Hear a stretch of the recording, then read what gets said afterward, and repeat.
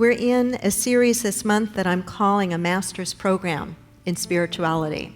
We could call it the master's program in spirituality. We could call it our master's program in spirituality, depending upon how you want to frame the word masters.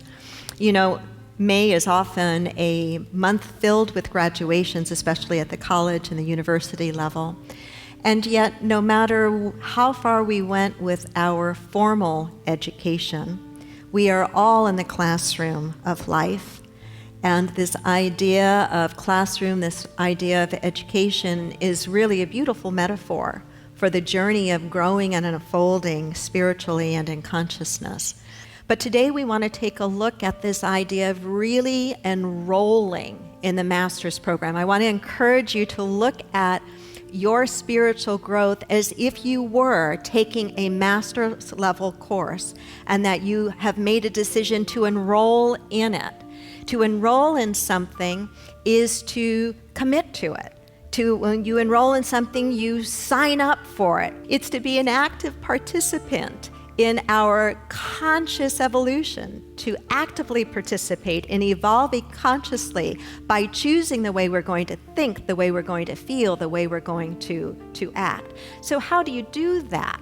Well, I think you do that by cultivating a conscious connection with God. For us to evolve to a master's level of awareness spiritually, it is incumbent upon us to cultivate a conscious connection with God. I like the word cultivate. It makes me think of nurturing something, caring for something to the point of it growing, to the point of it expanding, to the point of it becoming something more. So to cultivate a conscious connection with God is maybe just a modern way of speaking to what the Apostle Paul spoke to when he said that we were to pray without ceasing. When Brother Lawrence, the monk, said that we are to practice the presence of God. And he talked about, Brother Lawrence said, practicing the presence of God in the kitchen of the monastery while doing the pots and pans. To practice the presence of God in the dailiness of our lives. Yes, our formal meditation time is really important, really important. Having that time that you spend at the beginning of the day and at the end of the day, zeroing in on, focusing in on the spirit within you and all around you, meditating into that is incredibly important. However, the purpose of it is to grow us spiritually inside in such a way that when life's challenges hit us, that we are able to retain our center, that we're able to be anchored, we have a song about this, to be anchored in the awareness of God's perfect presence.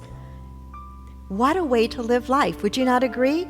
A good chunk, if you will, of cultivating a conscious connection with God has to do with listening for and listening to the wisdom and the guidance, the still small voice of Spirit.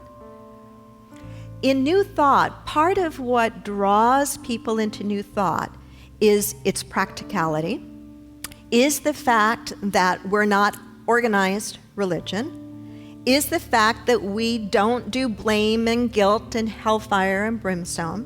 But there is also a little bit of a downside to this teaching, and that is that we tend sometimes to value so much the idea of complete independence that we push away from anything that sounds like obedience. And yet, what I want to talk a bit about is the idea of being obedient to the still small voice within you. When we are obedient to the still small voice within us, our life works much, much better.